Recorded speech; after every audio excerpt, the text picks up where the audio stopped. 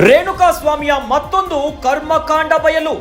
ನಟಿ ಹಾಗೂ ಬಾಡಿ ಬಿಲ್ಡರ್ಗೂ ಅಶ್ಲೀಲ ಮೆಸೇಜ್. ಮೃತ ರೇಣುಕಾ ಸ್ವಾಮಿಯಿಂದ ಕೆಟ್ಟ ಸಂದೇಶ. ಚಿತ್ರಾಲ ರಂಗಸ್ವಾಮಿಗೂ ಅಶ್ಲೀಲ ಮೆಸೇಜ್ ಕಳಿಸಿದ್ದ ರೇಣುಕಾ ಸ್ವಾಮಿ. ಗೌತಮ್ KS 1990 ಎನ್ನುವಂತಹ ಇನ್ಸ್ಟಾಗ್ರಾಮ್ ಅಕೌಂಟ್ ನಿಂದ ಮೆಸೇಜ್ ಕಳಿಸಲಾಗಿದೆ. ಆಗಲೇ ಅಕೌಂಟ್ ಅನ್ನ ಬ್ಲಾಕ್ ಮಾಡಿದ್ರಂತೆ ನಟಿ ಚಿತ್ರಾಲ. ಇನ್ಸ್ಟಾ ಸ್ಟೋರಿಯಲ್ಲಿ ವಿಡಿಯೋ ಹಾಕಿರುವಂತಹ ಚಿತ್ರಾಲ. ಗೌತಮ್ KS 1990 ಹೆಸರಿನ ಅಕೌಂಟ್ ಸ್ವಾಮಿಯತ್ತ ಎನ್ನುವಂತ ಪ್ರಶ್ನೆ ಈಗ. ಫೇಕ್ ಐಡಿಯಿಂದ ನಟಿಯರಿಗೆ ಅಶ್ಲೀಲ ಮೆಸೇಜ್ ನ ಮಾಡ್ತಿದ್ನ. ರೇಣುಕಾ ಸ್ವಾಮಿಯ ಅತ್ಯಂತ ಭೀಕರ ಕೊಲೆ ಪ್ರಕರಣಕ್ಕೆ ಸಂಬಂಧಿಸಿದಂತೆ ನಟಿ ಪವಿತ್ರ ಗೌಡ A1 ಆರೋಪಿ, ಇನ್ನು ದರ್ಶನ್ A2 ಆರೋಪಿಯಾಗಿ ಇಡೀ ಡಿ ಗ್ಯಾಂಗ್ ಈಗ ನ್ಯಾಯಾಂಗ ಬಂಧನದಲ್ಲಿದ್ದಾರೆ. ಆದ್ರೆ ಈಗ ರೇಣುಕಾ ಸ್ವಾಮಿಯ ಮತ್ತೊಂದು ಕರ್ಮಕಾಂಡ ಬಯಲಾಗಿಬಿಟ್ಟಿದೆ. ನಟಿ ಹಾಗೂ ಬಾಡಿ ಬಿಲ್ಡರ್ಗೂ ಅಶ್ಲೀಲ ಮೆಸೇಜ್ ನ ಕಳಿಸಿದ್ರಂತೆ. ಮೃತ ರೇಣುಕಾ ಸ್ವಾಮಿಯಿಂದ ಕೆಟ್ಟ ಸಂದೇಶ ರವಾನೆಯಾಗಿದೆ. ಚಿತ್ರಾಲ ರಂಗಸ್ವಾಮಿಗೂ ಅಶ್ಲೀಲ ಮೆಸೇಜ್ ನ ಕಳಿಸಿದ್ದ ಸ್ವಾಮಿ.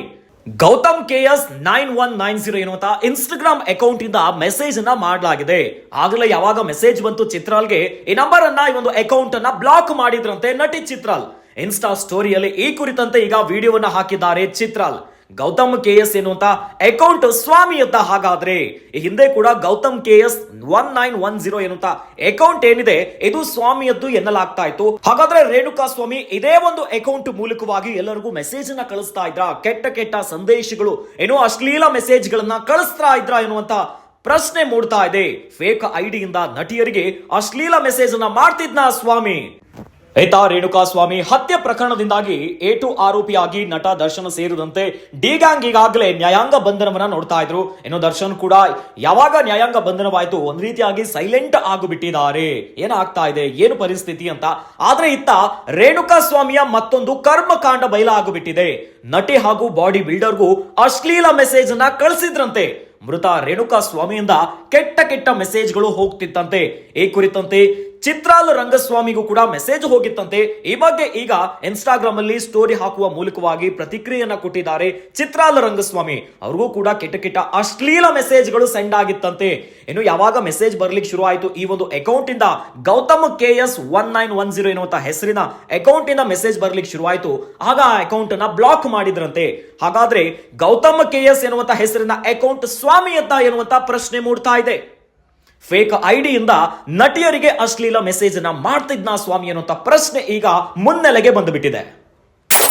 ಹಾಯ್, ಎಲ್ರಿಗೂ ನಮಸ್ಕಾರ. ಪ್ರೆಸೆಂಟ್ ಸಿನಾರಿಯೋ ಏನ್ ನಡೀತಿದೆ ಅಂತ ನಿಮ್ಮೆಲ್ರಿಗೂ ಗೊತ್ತಿದೆ. ಎಲ್ರಿಗೂ ತುಂಬಾನೇ ಡಿಸ್ಟರ್ಬ್ ಆಗಿದೆ. ಇಲ್ಲಿ ನಾನು ಯಾರಿಗೂ ಸಪೋರ್ಟ್ ಮಾಡೋದಕ್ಕೆ ಬಂದಿಲ್ಲ. ಆ ದೇವರು ರೇಣುಕಾ ಸ್ವಾಮಿಯವರ ಫ್ಯಾಮಿಲಿಗೆ ಆದಷ್ಟು ಶಕ್ತಿ ಕೊಡ್ಲಿ. ಆದ್ರೆ ರೇಣುಕಾ ಸ್ವಾಮಿ ಅವ್ರು ಏನಿದ್ದಾರೆ, ಅವರು ಇನ್ನ ಒಂದ್ 2-3 ಜನಕ್ಕೆ ಈ ರೀತಿ ಒಂದು ಮೆಸೇಜ್ ಕಳಿಸಿದ್ರು.